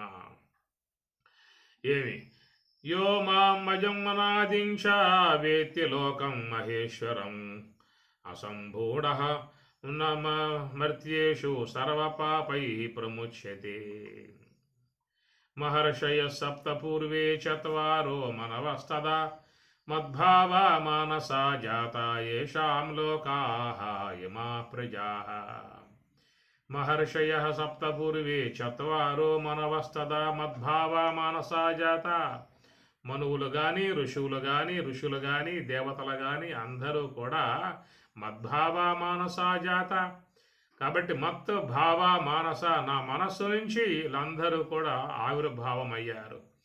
ఈ లోకాలు కానీ, పంచభూతాలు కానీ, ఋషులు కానీ, దేవతలు కానీ వీళ్ళందరూ ఉన్నారని చెప్పనంటే నా మద్భావ మానసా జాత, నా మనస్సు నుంచి, నా భావము నుండి ఇవన్నీ కూడా ఏర్పడ్డాయి. వైకుంఠం కానీ, కైలాసం కానీ, బ్రహ్మలోకం కానీ, దేవలోకాలు కానీ, ఎన్నైతే లోకాలు విశ్వంలో ఉన్నాయి, భూలోకం, భూవర్లోకం, సువర్లోకం, మహర్లోకం, తపోలోకం, సత్యలోకం, అవతల, వేతల, సుతల, మహాతల, తలాతల, పాతాల, ఇట్లాగా చెప్పేటువంటివన్నీ ఎన్ని లోకాలు ఉన్నాయి లోకంలో, ఈ విశ్వంలో. ఇవన్నీ కూడా స్వామివారు చెబుతూ ఉన్నారు. మద్భావ మానసా జాత, మద్భావ, నా యొక్క భావం, నా యొక్క ఉనికి, నా యొక్క మనస్సు నుంచి ఇవన్నీ కూడా ఏర్పడ్డాయి అని చెప్పని. ఎంత ఐశ్వర్యం అండి! మనం పోతూ ఉన్నాం, చూస్తూ ఉన్నాం, అనేక క్షేత్రాలకు పోతూ ఉన్నాం, అనేక దేశాలకు పోతూ ఉన్నాం. ఎక్కడెక్కడ విశేషాలు ఉన్నాయో, ఎక్కడెక్కడ గొప్పతనాలు ఉన్నాయో, ఎక్కడెక్కడ మహత్తు గొప్ప పేరుగాంచి ఉన్నాయో అడకల్లా మనం పోతూనే ఉన్నాం కదా, క్షేత్రయాత్రల వితమగా. ఆ విధంగా పోయి చూస్తూ ఉన్నాం. ఎన్ని చూసినా కానీ నీకు అవి నాంతోస్తి మమ దివ్యానాం విభూతీనాం, నా విభూతులకు అంతం లేదు. ఎంతని చూస్తావు? ఈ లోకంలో ఎన్నో దేశాలు ఉన్నాయి, 200 దేశాలు ఉన్నాయి. 200 దేశాలలో ఎన్ని ఐశ్వర్యాలు, ఎన్ని మహిమలు ఉన్నాయి. అటనే ఈ భూగడ్డ కంటే సముద్ర గర్భాలు ఎన్నో ఇంకా అనంత మహిమలు కలిగి ఉన్నాయి సముద్ర గర్భములో. అంటే వినువీధులో, ఆకాశంలో ఎన్ని నక్షత్రములు, ఏ నక్షత్రం, ఏ యొక్క గ్రహాలు, ఆ గ్రహాల మధ్యలో భూమి, ఆ భూమి మీద యొక్క విశ్వము, ఇలాంటి విశ్వాలు మనం ఉన్నటువంటి యొక్క ఈ నిర్మాణాత్మక జనసమూహంగా ఉన్నటువంటి విశ్వాలు, ఇలాంటివి ఇంకెన్నున్నాయో మనకి తెలియనటువంటి యొక్క విధానాలు. మనం ఏదో ప్రయత్నం చేసి చంద్రమండలమే కాలు పెట్టి సంకల బాదుకుంటూ ఉన్నాం. మేము వెళ్ళాము, చంద్రమండలమే కాలు పెట్టాం అని చెప్పారు. ఇలాంటివి అసలు ఇంకెన్నున్నాయో విశ్వంలో. మరి రాత్రిపూట అమావాస్య పూట చూస్తే వినివిధుల్లో అనేకటువంటి యొక్క లక్షల కోట్ల నక్షత్ర గుంపులు కనబడతా ఉంటాయి. కొన్నిసార్ల పాల పుంజములు కనబడతా ఉంటాయి. ఎన్నో కోట్ల నక్షత్రాల సమూహం ఒక పాల పొంత అన్నారు, గెలాక్సీ అన్నారు. మన కంటికి గోచరించే విధానంగా ఇన్ని గెలాక్సీలు, ఇన్ని పాల పొంతలు, ఇన్ని తేజోపుంజాలు ఉన్నాయి. ఇంకా దూరంగా కనపడకుండా ఇంకెన్ని ఉన్నాయి? అసలు ఆకాశం ఎంత ఉంది చెప్పండి. ఆకాశం ఎంత ఉన్నది? ఆకాశంలో ఇంకెన్ని ఉన్నాయి? మన కనబడిన నక్షత్రాలు కాకుండా కనపడకుండా ఇంకెన్ని ఉన్నాయి నక్షత్రాలు? మన నక్షత్రం కనబడుతుందని చెప్పనంటే ఆ నక్షత్రం యొక్క కాంతి భూమికి చేరింది కాబట్టి కనబడతా ఉన్నది. ఇంకా కొన్ని నక్షత్రాల కాంతులు ప్రయాణం చేస్తున్నాయట, ఇంక భూమిని చేరలా, అవి మనకు కనపడవు. ఏ కాంతి అయితే భూమి మీద పడుతుందో ఆ కాంతితో ఉన్నటువంటి నక్షత్రం మనకు కనబడుతుంది. ఈ ప్రకారముగా విశ్వంలో ఇంకెలాంటి సూర్య గోళములు ఎన్ని ఉన్నాయో, ఎన్ని ఈ యొక్క విశ్వములు ఇంక ఎన్ని ఉన్నాయో, ఎన్ని మహత్తులు ఉన్నాయో, ఎన్ని గొప్పతనాలు ఉన్నాయో, అవి మన అల్పజ్ఞత్వముతో ఉన్నటువంటి జీవుడికి, పరిచ్ఛిన్నత్వముతో ఉన్న జీవుడికి, అవిద్యాబద్ధుడై ఉన్న జీవునికి, పరిజ్ఞానం లేనటువంటి యొక్క జీవునికి అసలు ఏమీ తెలియదు. ఒక్కసారి గమనించండి, మన దేహంలో ఏమున్నాయి మనకేం తెలుసు అసలు? మన మన దేహంలో ఎలాంటి విజ్ఞానం ఉన్నదో, లంగ్స్ కానీ, హార్ట్ కానీ, కిడ్నీస్ కానీ, పనితీరు కానీ, అవి చేసే పనులు కానీ, లోన జరిగేటువంటి వ్యవహారం కానీ మనకేం తెలుస్తుంది అసలు? ఎంతో విజ్ఞానాత్మకమంతియుడు సర్వేశ్వరుడు మహద్విభూతి కలిగి ఉన్నాడు. ఆ మహద్విభూతి కలిగి ఉన్నటువంటి యొక్క అంశాన్ని సర్వేశ్వరుడు ఇక్కడ మనకి విభూతి యోగము అనే పేరుతో అర్జునుడికి చెప్పే విషయమే కాదు, అది మనందరికీ కూడా ఆయన గారు నా యొక్క ఐశ్వర్యం అని చెప్పినట్టు మద్భావ మానసా జాత ఏషాం లోకాః ఇమాః ప్రజాః. ఏయాం లోకాః, ఈ లోకాలన్నీ కూడా ఇమాః ప్రజాః, ప్రజలందరూ కూడా నా ద్వారా ఏర్పడ్డటువంటి విధానము అని చెప్పి అంటూ ఉన్నాడు. ఏతాం విభూతిం యోగంచ మమ యో వేత్తి తత్వతః సహ అవికంపేన యోగేన యుజ్యతే నాత్ర సంశయః. ఏతాం విభూతిం యోగంచ మమ యో వేత్తి తత్వతః.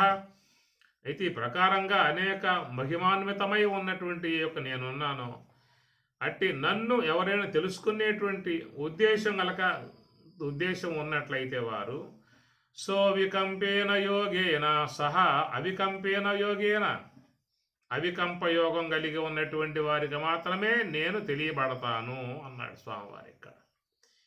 అవికంపయోగం ఏంటండి? అభ్యాస యోగం అన్నారు, జ్ఞాన యోగం అన్నారు, కర్మయోగం అన్నారు, కర్మ సన్యాస యోగం అన్నారు, ఆత్మ సంయమ యోగం అన్నారు. ఇవన్నీ చాలా అర్థమయ్యే విధానంగా ఉన్నాయి కదా తప్ప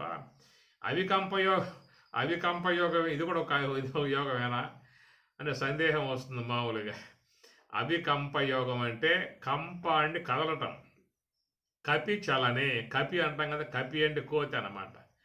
ఎందుకు కపి అని చెప్పి అన్నామంటే కపి చలనే, ఎప్పుడు అది చెలిస్తూ ఉంటుంది, నిలకడగా ఉండదు, ఒక కొమ్మ మీద ఉండదు, ఒక చోట ఉండదు, ఎప్పుడు కూడా దాని కాళ్ళు కదులుతూ ఉంటాయి, తలకాయ కదులుతూ ఉంటుంది, కళ్ళు కదులుతూ ఉంటాయి, చేతు కదులుతూ, ఆ కదలికలన్నీ కూడా దాంట్లో ఉంటాయి, కోతి అన్నమాట. దాన్ని కపి అన్నారు. కపి అంటే చలనం, కంప అంటే చలనం, అవికంప అంటే కదలకుండగా మనసును పెట్టగలిగితే.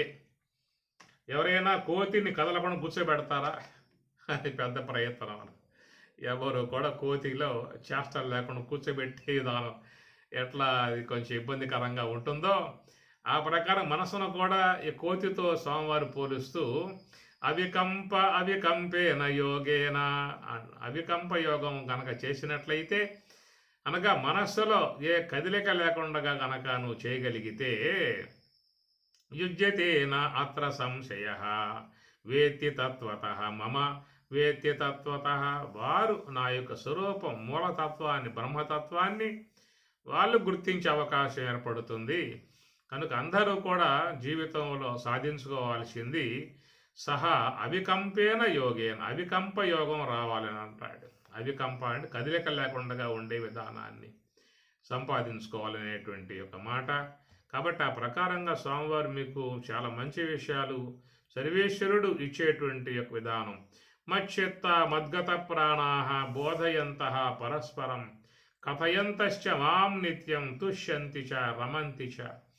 మచ్చిత్త మద్గత ప్రాణాః, నీ మనస్సుని నా యందు పెట్టు, నీ ప్రాణాన్ని నాలో విలీనం చెయ్యి. మచ్చిత్త అంటే చిత్తాన్ని, మనస్సుని చక్కగా హంస యొక్క ఆశ్రయంలో పెట్టాలి. మద్గత ప్రాణాః, అటు ప్రాణవాయువుని కూడా నాలో లయింపజేయాలని చెప్పనన్నారు. నువ్వు మచ్చిత్త, అది నీ యొక్క కర్తవ్యం. మద్గత ప్రాణాః అనేది సర్వేశ్వరుని యొక్క అంశం. అది మనస్సుని నువ్వు ఆపితే ప్రాణాన్ని స్వామివారు ఆపుతారు. ఈ మనస్సు ప్రాణం రెండు కూడా లయమయ్యిందా అని చెప్పనంటే వారు చక్కగా స్వరూపానుభవాన్ని పొందే అవకాశం ఏర్పడుతుంది. చక్కటి మాట ఇది. మచ్చిత్త మద్గత ప్రాణాః అనగా ప్రాణము మనస్సు రెండు కూడా బ్రహ్మములో లీనం కావాలి. రెండు లీనమైతేనే యోగ సమాధి. ఏ ఒక్కటో లీనమైతే యోగ సమాధి అనిపించుకోదు. మనసు మాత్రమే ఆగిందా అంటే అది సుషిప్తి అవస్థ అంటాం. ప్రాణం మాత్రమే ఆగిందా అంటే అది మరణావస్థ అని చెప్పని అంటాం. ఈ రెండు అందరూ జీవితంలో కలిగి ఉన్నారు. సుషిప్తి అవస్థ కలిగి ఉన్నారు, మరణావస్థ కలిగి ఉన్నారు. ఈ రెండు కూడా కలిగి ఉంటే, ఈ రెండు కూడా ఉంటే జాగ్రత్త అవస్థ అనుకోండి. కాబట్టి మరి మనస్సు విశ్రాంతి పొందిందా అంటే దాన్ని సుషుప్తి అవస్థ అని పేరు పెట్టాము. అట్లనే శ్వాస ఆడి ఆడి ఆడి ఆడి విశ్రాంతి పొందిందా అంటే దాన్ని మరణావస్థ అని పేరు పెట్టాం. సాధారణంగా లోకంలో అందరికీ కూడా ఈ రెండు జీవితంలో తటస్థిస్తూ ఉంటాయి. అనేక జన్మలుగా మనకి ఈ రెండు కూడా ఈ విధంగా కొనసాగుతూ ఉన్నాయి. అనేక జన్మలుగా మనస్సు ఆగటం కారణంగా సుషుప్తి అనుభవాన్ని పొందుతూ వస్తూ ఉన్నాము. అనేక జన్మలలో ఈ శ్వాస అనేది ఆగటం కారణంగా మరణావస్థను పొంది మళ్ళా విశ్వంలోకి వస్తూ ఉన్నాం. రావటం కారణం ఏంటంటే సూక్ష్మదేహంలో కర్మవాసనలు అట్లాగే పెట్టు కూర్చున్నాం కాబట్టి ఆ కర్మవాసనలు లాక్కొస్తూ ఉన్న విధానం కనుక ఈ ప్రకారముగా మరి సుషుప్తి అనే అంశము మనస్సు లయం కావటం, మనస్సు విశ్రాంతి పొందటం వల్ల వస్తుంది. మరణావస్థ అనేటువంటిది ప్రాణం శ్వాస విశ్రాంతి పొందటం వల్ల మరణావస్థ అనేది వస్తుంది. కానీ బ్రహ్మజ్ఞులై ఉన్నటువంటి మహాత్ములు, యోగులై ఉన్నటువంటి మహాత్ములు ఈ రెండింటికి వాళ్ళు విశ్రాంతిని ప్రసాదిస్తూ ఉన్నారు. రెండింటికి విశ్రాంతి కలగజేస్తూ ఉన్నారు.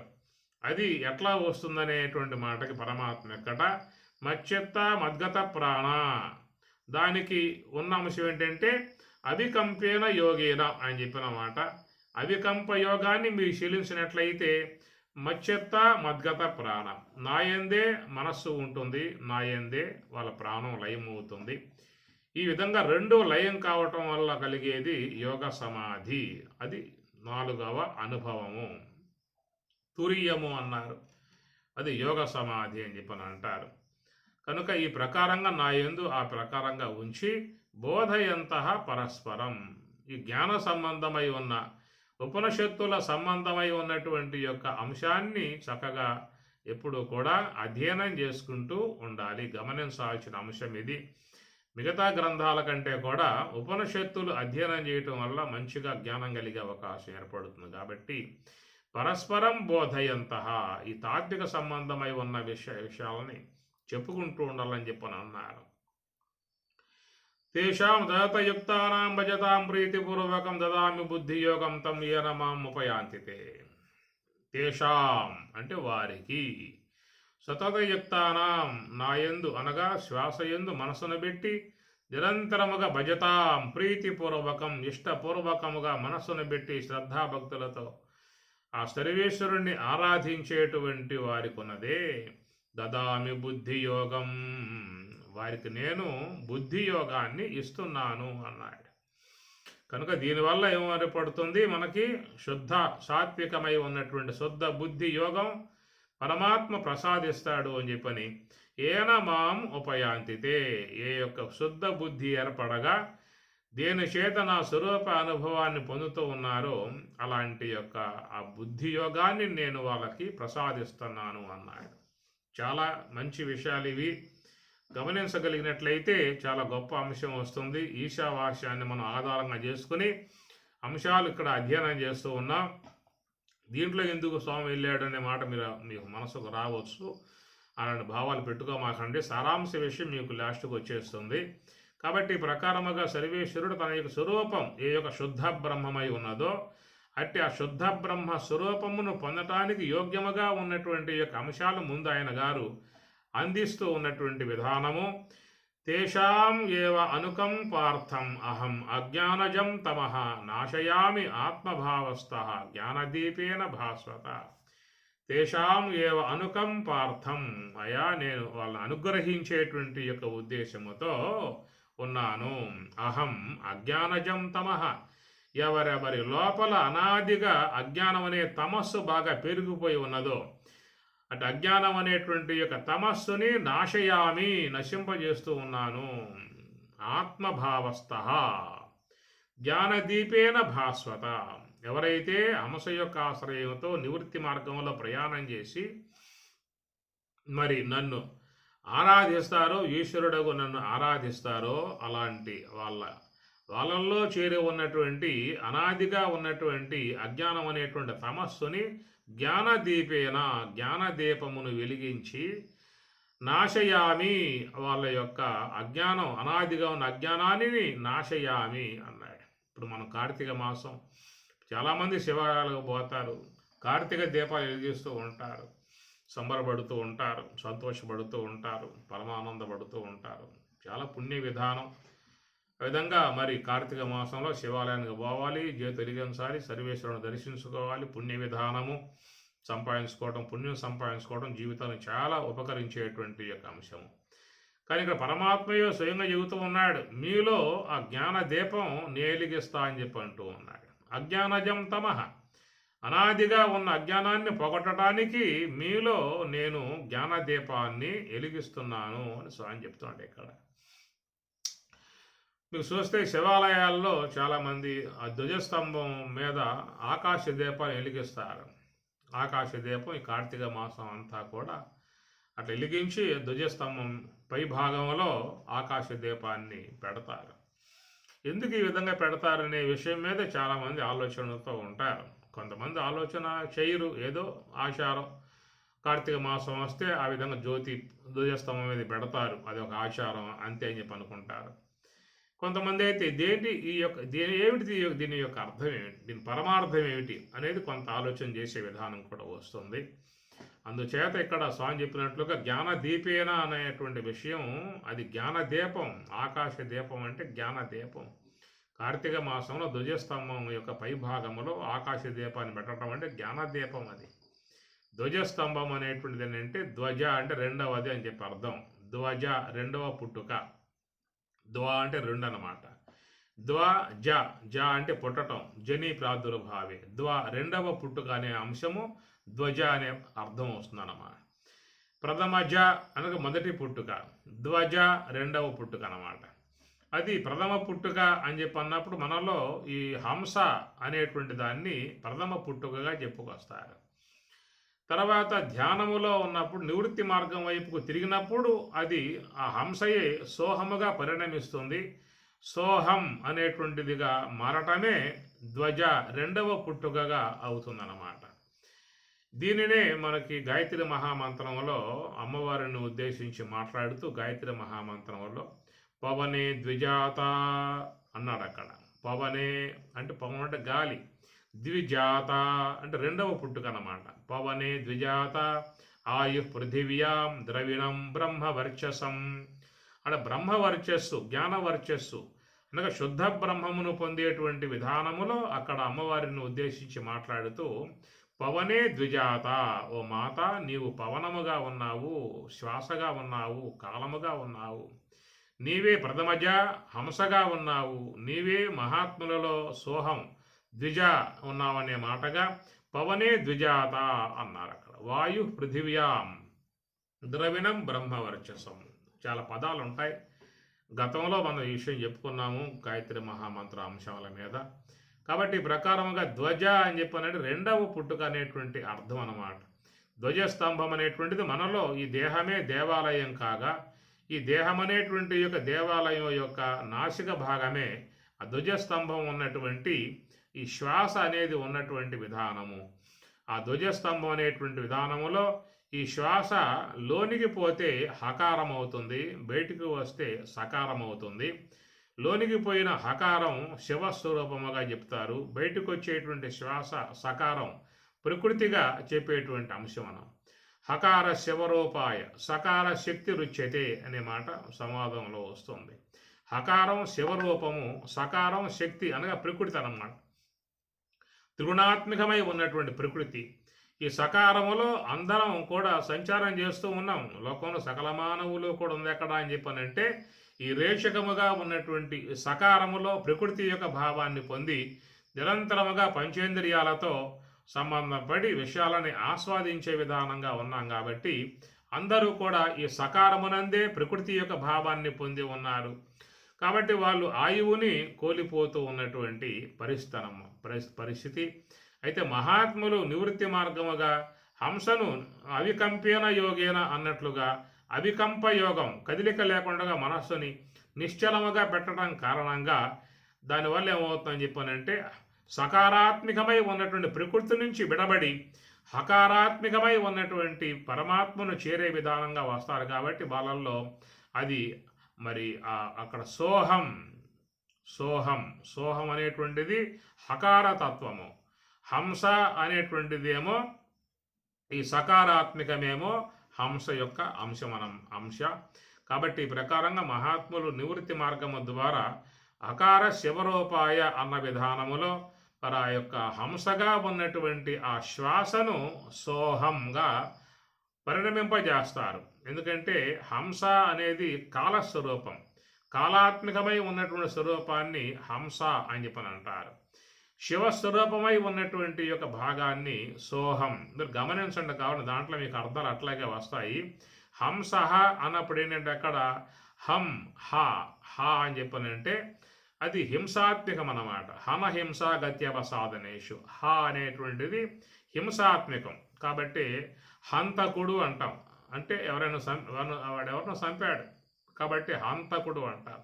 హంతి అంటే చంపుతూ ఉన్నాడు. అనేటువంటిది అది హింసాత్మకము, మరణ సదృశమై ఉన్నటువంటి అంశం అన్నమాట.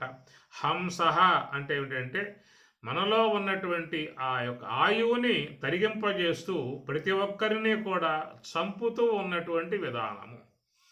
రోజువారీగా అనుక్షణం హంస అనేది ఆయువుని హింసింపజేస్తూ అందరినీ కూడా మృత్యువు వద్దకి లాక్కుపోతున్నటువంటి పరిస్థితి. హినస్థితి హంస అన్నారు. హినస్థి అంటే హింసించేది, హంస అన్నారు. కనుక మనలో ఆ యొక్క ఆయువుని తరిగింపజేస్తూ హింసిస్తూ మృత్యువు సన్నిధికి లాక్కుపోతున్న అంశమును హంస అని చెప్పని అంటారు. రెండవది సోహం అనే అంశాన్ని చూడండి.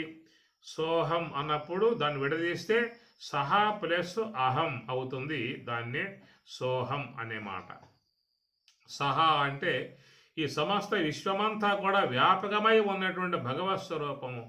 అంటే ఆ భగవత్ స్వరూపము అనేది మనలో ప్రత్యేగాత్మగా ఉన్నది కాబట్టి సహా ఈ విశ్వం అంతటా వ్యాపకమై ఉన్నటువంటి యొక్క భగవంతుడు. అంటే ఆ బ్రహ్మము అహం నేను, సహా అహం. ఇది స్వరూప అనుభవాన్ని పొందింపజేసే విధానమే సోహం అని. అది ఎవరికి ఉంటుందని చెప్పనని ఎవరైతే ధ్యానములో నివృత్తి మార్గములో ప్రయాణం చేస్తూ యోగ సమాధి వైపుకు ప్రయాణం చేస్తారో వాళ్లకు చేరి ఉండే అంశము సోహం అన్నారు. అదే భగవంతుడు ఇక్కడ చెబుతూ దదామి బుద్ధియోగం ఏనమాం ఉపయాంతితే. అట్టి ఆ బుద్ధియోగాన్ని నేను వాళ్ళకు ప్రసాదిస్తున్నాను అనేది యోగ సమాధి సంబంధమై ఉన్నటువంటి సోహం యొక్క తత్వాన్ని సర్వేశ్వరుడు ప్రసాదించే విధానం. దాని ద్వారా ఏన మాం ఉపయాంతి, నా స్వరూప అనుభవాన్ని వాళ్ళు పొందటం జరుగుతుంది. చాలా శుద్ధముగా ఉన్నటువంటి మాటలు, మనస్సులో మంచి తేట తెల్లగా మనకి విషయం బాగా మనస్సుకు అర్థమవుతుంది. అయితే మనస్సు పెట్టాలి, నిశ్చలంగా మనస్సు ఉండగలిగితే ఆ నిశ్చల మనస్సులోకి ఈ భావాలు మంచిగా ప్రవేశించే అవకాశం ఏర్పడుతుంది. కాబట్టి ఇక్కడ మరి అసోహముగా ఉన్నటువంటి ఏ యొక్క శ్వాస ఉన్నదో ఆ శ్వాసయే ద్విజాత, రెండవ పుట్టుక, అదే ధ్వజస్తంభము. కనుక ఎప్పుడైతే ఆ శ్వాస అనేది సోహముగా పరిణమిస్తుందో మరి ఆ యొక్క సోహము యొక్క కొనలో ఉన్నటువంటిది జ్యోతి, ఆత్మజ్యోతి. అది సోహము యొక్క విధానములో చేరి ఉన్నటువంటి అగ్రభాగములో ఉన్నటువంటి ఆత్మ ప్రకాశం, దాన్నే ఆకాశ దీపము అన్నారు. అదే జ్ఞాన దీపము అన్నారు. దాని ద్వారా అజ్ఞానం తొలగింపజేయబడి స్వరూప అనుభవాన్ని పొందింపజేసే విధానముగా అనేటువంటి మాటగా మనకి కార్తీక మాసమునందు ఈ జ్ఞానపరమై ఉన్నటువంటి అంశాన్ని మన ముందు మహాత్ములు ఆవిష్కరింప చేశారు. దీని మీద చాలా అంశాలు కూడా ఉన్నాయి. అన్నింటినీ మనం ఇప్పుడు చెప్పుకునే అంత అవకాశం లేదు కాబట్టి సందర్భం రావటం వల్ల కొన్ని విషయాలు చెప్పుకున్నాము. జ్ఞానదీపేన భాస్వత అజ్ఞానజం తమః. ప్రతి ఒక్కరిలో కూడా లోపల అజ్ఞానం అనేటువంటిది బాగా ఆవహించి ఉన్నది. అటు అజ్ఞానం పోవాలని చెప్పనంటే నా అనుగ్రహం వాళ్ళకు ఉండాలి. నా అనుగ్రహముతోనే అజ్ఞానం పోయే అవకాశం ఉంటుంది. ఆ జ్ఞాన దీపాన్ని వెలిగించేది నేను, బాహ్య దీపాలు వెలిగించేటువంటి వారు మీరు. కాబట్టి బయట ఉన్న దీపాలు మీరు ముట్టించుకుంటారు, లోన ఉన్న జ్ఞాన దీపాన్ని నేను వెలిగించాల్సి ఉంటుందని చెప్పనంటూ మనకి విభూతి, భూతిం, సంభూతిం అనే పదం కాబట్టి ఆ సం అనేటువంటి పదం పక్కన పెట్టి వి అనేటువంటి విసర్గను చేర్చి పరమాత్మ యొక్క అంశం చెప్తున్నాడు, దాంట్లో పోతూ ఉన్నాము. విభూతిం సంభూతిం చ విభూతించ అన్నప్పుడు విభూతి పరమేశ్వరుని యొక్క విభూతి అంశాన్ని వారు చెప్తూ ఇక్కడ ఏమంటారని చెప్పనంటే, అర్జునుడు అడిగాడు, స్వామి మీ యొక్క మహిమలేమిటి, మీ గొప్పతనం ఏమిటి, మీ ఐశ్వర్యం ఏమిటి? పరమాత్మ 7వ అధ్యాయం నుంచి ప్రారంభం చేశాడు విభూతి యొక్క అంశాలు. 7వ అధ్యాయంలో కొన్ని విభూతి సంబంధ అంశాలు అందించాడు. 8వ అధ్యాయంలో కూడా ఆ విషయాలు కొన్ని చెప్పడం జరిగింది. 9వ అధ్యాయంలో చాలా చెప్పాడు విషయాలు, విభూతి సంబంధ అంశాలు. ఇట్లా ప్రస్తావన వస్తూ ఉన్నప్పుడు అర్జునుడు ప్రశ్న వేశాడు. మీరు గమనించండి, భగవద్గీతని ప్రథమాధ్యాయం విషాదయోగం, 2వ అధ్యాయం సాంఖ్యయోగం, 3 కర్మయోగం, జ్ఞానయోగం, కర్మ సన్యాస యోగం, ఆత్మ సంయమ యోగం. ఇది త్వంపద విచారణగా చెప్పుకొచ్చే విషయంలో జీవుడి యొక్క సంబంధ అంశం గనక ఈ 6 అధ్యాయాలు ఎక్కడా కూడా విభూతి అనేటువంటి యొక్క అంశములు రావు. విభూతి పరమేశ్వరుని యొక్క సంబంధమై ఉన్నటువంటి మహిమాన్వితమై ఉన్నటువంటి యొక్క విషయాలు మీకు 6 అధ్యాయాలు ఎక్కడ మీకు వచ్చే విధానాలు కనపడవు. మీరు ఒకవేళ సందేహం ఉంటే రేపే ఆ పుస్తకం తెరిచి చూసుకోండి. తొలి అధ్యాయం నుంచి 6వ అధ్యాయం దాకా మీకు చూస్తే ఈ విభూతులు అనగా ఐశ్వర్యములు, ఈశ్వర సంబంధమై ఉన్నటువంటి మహిమలు ఏవి కూడా మీకు దాంట్లో రావు. ఎందుకంటే అసంభూతిం, ఇది జీవుని యొక్క సంబంధ అంశము కాబట్టి జీవుడిలో మహిమలు ఉండవు. ఒకవేళ జీవుడిలో మహిమలు ఉన్నాయని కూడా మనం ఊరుకుంటామా చెప్పండి? పరమేశ్వరుడు ఉన్నటువంటి అనిమ గరిమ లగిమ ప్రాప్తి ప్రాకామ్యం ఈశత్వం అశత్వం లాంటి కనుక మనకి ఇచ్చినట్లయితే ప్రతి ఒక్కడు కూడా అన్ని కమ్మగా వాడుకుంటారు అప్పనీటిని. ఏమి అనిమ సూక్ష్మంగా ఆంజనేయ స్వామి కూడా అట్లాగే అనిమ చిన్నవాడైపోయాడట. ఆ తాటకి లంకకు పోయినప్పుడు ఆ తాటకి దగ్గర ఆ చిన్న ఆకారం అయిపోయాడు ఆ పని. ఆ చిన్న ఆకారం అయిపోగానే నువ్వు చిన్న పిల్ల కోతివిరా అని చెప్పని ఆయన దెబ్బ కొట్టబోయింది ఆ లంకిని కొట్టబోయింది. అప్పుడు స్వామివారు ఒక్కసారి గరిమ పెద్దవాడైపోయి ఒక పిడుగుద్దు గుద్దాడు, సైకిల్ పడింది ఆ పన్నే ఆ లంకిని కాస్త. ఇలాంటివన్నీ కూడా ఆంజనేయ స్వామిలో మనం దర్శించవచ్చు, వాయునందనుడు కాబట్టి.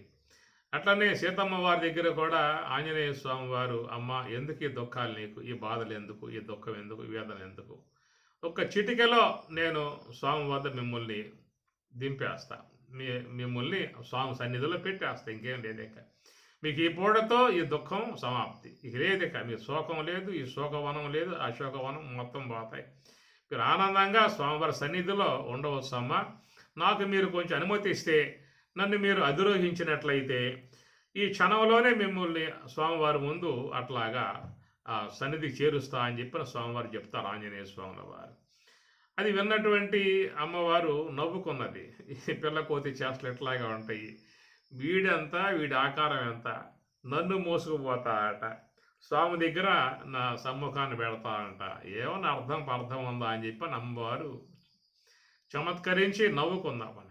ఆ నవ్వు ఉన్నటువంటి యొక్క భావాన్ని ఉన్నటువంటి ఆంజనేయ స్వామి, అమ్మా నువ్వు నన్ను ఈ విధంగా భావించుకోవడం ధర్మమేను, కానీ నా రూపం ఏమిటో చూడమ్మా అని చెప్పి ఒక్కసారిగా ఆయన విశ్వరూపం దారుస్తాడు. అక్కడ మీకు అశోకవనంలో చూస్తే ఆంజనేయ స్వామి విషయం ఒక్కసారిగా పెద్ద ఆకారం అయిపోతాడు, మహాపర్వతం అన్నట్లుగా ఆకారం అయిన తర్వాత చెప్పాడు, అమ్మ సందేహం పోయిందా, ఆజ్ఞాపించండి, నా యొక్క అరిచేతిలో మీరు కూర్చోండి సార్, స్వామి సంతకి చేరుస్తా అంటాడు. అప్పుడు ఆంజనేయ స్వామి వారి యొక్క మహిమ గుర్తించి అమ్మవారు చాలా ఆశ్చర్యపోయే పరిస్థితి. ఇట్లా అణిమ గరిమ అంటే పెద్దవాడు కావటం, అణిమ అంటే సూక్ష్మం కావటం అన్నమాట.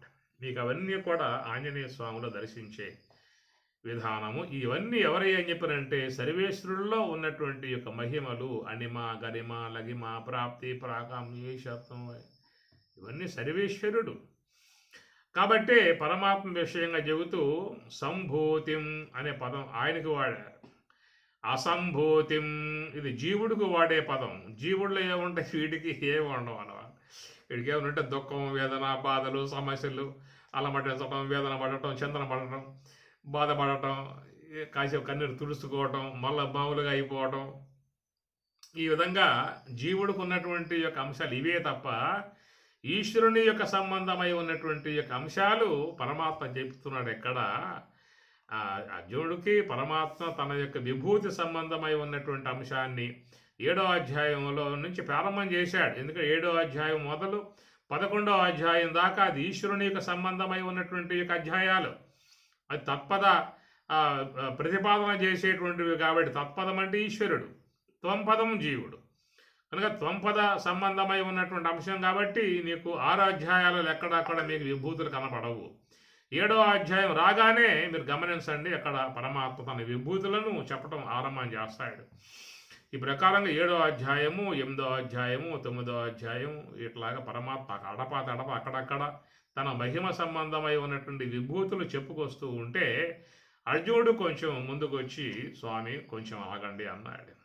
ఏదో కొంచెం చెబుతూ ఉన్నారు. ఒక్కసారి చెప్పేసి వింటాను కదా, మీ మహిమలు ఏమిటో, మీ గొప్పతనం ఏమిటో, మీ ఐశ్వర్యం ఏమిటో, మీ విభూతులు ఏమిటో కొంచెం నాకు సవివరముగా ఎన్ని అయితే ఉన్నాయి మొత్తం చెప్పండి, అయిపోతుంది. 7వ అధ్యాయంలో కొన్ని, 8వ అధ్యాయంలో కొన్ని, 9వ అధ్యాయంలో కొన్ని, ఇట్లా చెప్పడం సాటుమాటుగా మొత్తం చెప్పండి వింటా అని చెప్పని అర్జునుడు మరి పరమాత్మను ప్రార్థించాడు. పరమాత్మ కూడా వాని కోరిక తీర్చడానికి సంసిద్ధులయ్యారు. దాంతో విభూతి యోగాన్ని స్వామివారు ఆరంభం చేస్తారు. ఈ విభూతి అనేటువంటి అంశమే సంభూతి అనేటువంటిదిగా గ్రహించుకోవాల్సి ఉంటుంది. దాని మీద వచ్చే వివరణంకా మీకు ఉంటుంది, వినండి. శ్రద్ధగా వినండి, మనసుని పెట్టి వినండి, అన్ని విషయాలు దాంట్లో వచ్చేస్తాయి. కాబట్టి సంభూతి, పక్కన పెట్టేయండి, పెట్టండి, విభూతి అయిపోతుందన్నమాట. కాబట్టి స్వామి మీ విభూతులు, మీ ఐశ్వర్యములు, మీ కాంతులు, మీ మహిమలు ఎన్నైతే ఉన్నాయో అవన్నీ నాకు చక్కగా చెప్పండి, శ్రద్ధగా వింటా అని చెప్పని అర్జునుడు అడిగిన దానికి పరమాత్ముడు ఇష్టపడి, నాయనా చాలా ఉన్నాయరా విభూతులు అన్నీ కూడా చెప్పే అవకాశం కాదు కానీ కొన్ని చెప్తా అన్నాడు. ప్రాధాన్యత కురు శ్రేష్ఠ, ఏవైతే కొన్ని విశేషముగా ప్రకాశమానముగా నా యొక్క కాంతి, నా యొక్క ఐశ్వర్యము, నా యొక్క విభూతి, నా యొక్క మహిమలు కొన్ని ఉపాధులలో ఉన్నాయి. ఎందుకంటే జీవుడు అనేటువంటి వాడు అవిద్యతో బద్ధుడై ఉన్నాడు కాబట్టి, అజ్ఞాన కోపంలో కూరుకుపోయి ఉన్నాడు కనుక, తమస్సుతో బాగా చేరి ఉన్నాడు కాబట్టి వాని యందు ఈశ్వర సంబంధమై ఉన్నటువంటి యొక్క మహిమలు ఉండటానికి వీల్లేదు. ఒకవేళ ఉన్నాయండి ప్రపంచం అంతా వాడు చుట్టేసి సర్వనాశనం చేసి వారేస్తాడు. ఎందుకంటే వాడిలో త్యాగభావం ఉండేది. మహాత్ములకి ఏమన్నా ఇస్తే వాళ్ళు ఏమన్నా లోకానికి హితకార్యముగా వాడతారు కానీ సామాన్యులుగా ఉన్నటువంటి వాళ్ళకు కూడా సర్వేశ్వరుడు తనలో ఉన్నటువంటి యొక్క మహిమలు కనుక ఇచ్చాడు అని చెప్పనంటే నిరంతరముగా క్రోధాలతో, ద్వేషాలతో, కక్షలతో, వైరములతో, విద్వేషాలతో రగిలిపోతూ మండిపోతూ ఉన్నటువంటి వాడి కనుక ఎన్ని ఉన్నాయనుకోండి, మొత్తం పేర్లు రాసుకొని లెక్క ప్రకారంగా పోతా ఉంటాడు ఈడు. ఆ మహిమలు ఈ విధంగా వాడేసుకుంటాడు అన్నమాట. అందువల్ల ఆయనకి ఇవ్వడు కాబట్టి మీరు గమనించండి, భగవద్గీత 6వ అధ్యాయం అనేది జీవుని యొక్క సంబంధ వివరణాత్మక అంశము కాబట్టి అక్కడ మీకు అవి కనపడవు. 7వ అధ్యాయం మొదలు 12వ అధ్యాయం దాకా మొత్తం భక్తి షట్కం దాకా సర్వేశ్వరుని యొక్క సంబంధమై ఉన్న అంశము కాబట్టి దాంట్లో మీకు విభూతులు లాంటివి వస్తాయి. ఇక 13వ అధ్యాయం నుంచి మోక్ష సన్యాస యోగం దాకా శుద్ధ బ్రహ్మం, ఆ బ్రహ్మ ప్రాప్తిని పొందేటువంటి యొక్క అంశము కాబట్టి అక్కడి నుంచి మొత్తం విభాగాలే. క్షేత్రజ్ఞ విభాగం, గుణత్రయ విభాగం, శ్రద్ధాత్రయ విభాగం.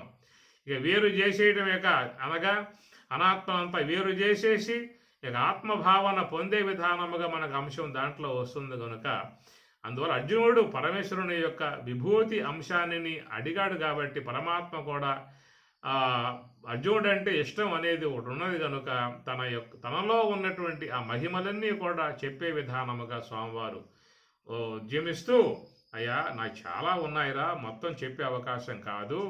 ఒకవేళ నువ్వు అడిగినట్లుగా ఎన్నైతే ఉన్నాయి విభూతులు ఈ మొత్తం చెప్పుకుంటూ పోయామనుకో కొన్ని యుగాలు పడుతుంది. ఎన్నని చెప్పేది కొన్ని యుగాలు పడుతుంది. చివరికి వేదవ్యాసుల వారు కూడా భగవద్గీత రాసే విధానంలో ఇక భగవద్గీత అనే పదం పక్కన పెట్టేసేసి విభూతి గీత అనే పేరు పెట్టి ఆయనగా లోకానికి అందించాల్సి వస్తుంది. ఇక ఆ విభూతులు మొత్తం చెప్పి కనుక గ్రంథం రాస్తే ఇక ఆ గ్రంథం ఎన్ని పేజీలు అవుతుందో, ఎంత లావు గ్రంథం అయిపోతుందో చెప్పే అవకాశం కాదు. పరమాత్మ కూడా అన్నమాట, నాంతః మమ దివ్యానాం నా విభూతులకు అంతం లేదురా, ప్రాధాన్యత కొన్నింటినీ చెబుతా అని చెప్పేసి సర్వేశ్వరుడు ఇష్టపడి మక్కువతో తన భక్తునికి అర్జునునికి ఆ విభూతులన్నీ కూడా ఏమి చెప్తూ ఏమి స్వయం ఏవాత్మనాత్మానం ఏతత్వం పురుషోత్తమ భూతభావన భూతేశ దేవదేవ జగత్పతే. అర్జునుడు అడిగినటువంటి యొక్క మాటలకు పరమాత్మ చెబుతూ, హంతతే కథయిష్యామి దివ్యాహ్యాత్మ విభూతయ ప్రాధాన్యత కురు శ్రేష్ట నాస్త్యంతో విస్తరస్య మే. హంతతే కథయిష్యామి దివ్యాహి ఆత్మవిభూత నా యొక్క విభూతులకు అంతం లేదయ్యా. ప్రాధాన్యత కురు శ్రేష్ట నాస్తి అంతః విస్తరస్య మే. విస్తరస్య విశ్వమంతా నా విభూతుల ఐశ్వర్యాలన్నీ కూడా విస్తరించి ఉన్నాయి, వాటిల్లో ప్రాధాన్యత కొన్నిటిని చెబుతా అని చెప్పనంటూ, అహం ఆత్మా గుడాకేశ సర్వభూతాశ్రయస్థిత అహం ఆదిశ్చ మధ్యంచ భూతానాం అంత ఏవ చ ఆదిత్యానాం అహం విష్ణు రుద్రాణం శంకరశ్చాస్మి. ఏం టైం 10 అయిపోయిందా? నాంతః అన్నట్లుగా ఈ టైం కూడా నేను టైం చూసుకోవాలి. టైం 11 అయిపోయేది ఎప్పుడు మీకు. సరే, త్వరగా ముగిస్తా. ఆదిత్యానాం అహం విష్ణు రుద్రాణం శంకర. ఆదిత్యానాం అహం విష్ణు జ్యోతిషాం రవిరంశమాం మరీచిరాం నక్షత్రాణం అహం శశి. దేవానాం వేదానాం సామవేదోస్మి. దేవానామస్మి వాసవః. ఇంద్రియాణాం మనశ్చాస్మి. భూతానామస్మి చేతన. రుద్రాణాం శంకరశ్చాస్మి. విత్తేషో యక్షరక్షసాం వసూనాం పావకశ్చాస్మి.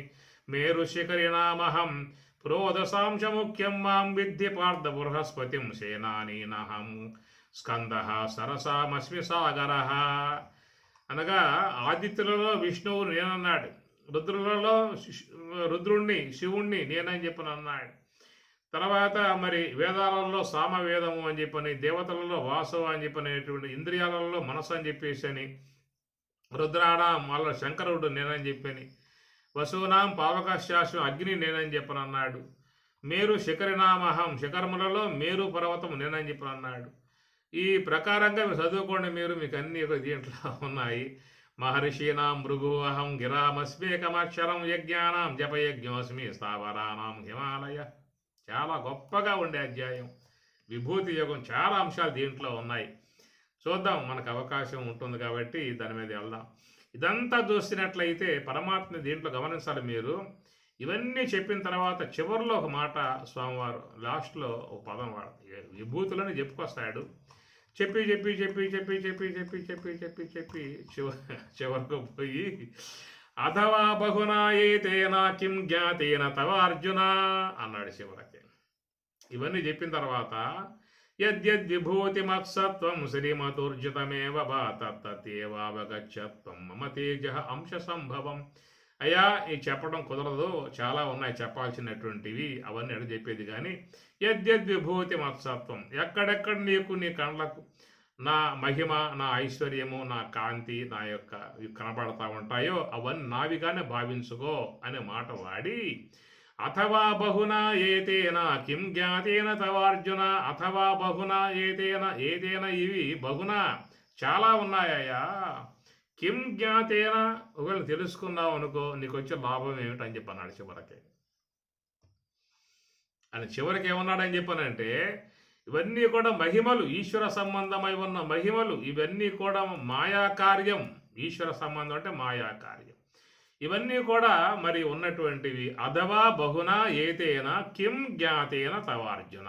కిం జ్ఞాతేన తెలుసుకోవటం చేత కిం ఏమి నీకు ప్రయోజనం, నీకు కావాల్సిందేమిటి అంటే స్వరూపస్థితి, బ్రాహ్మీ స్థితి, అది సంపాదించుకోవాలి.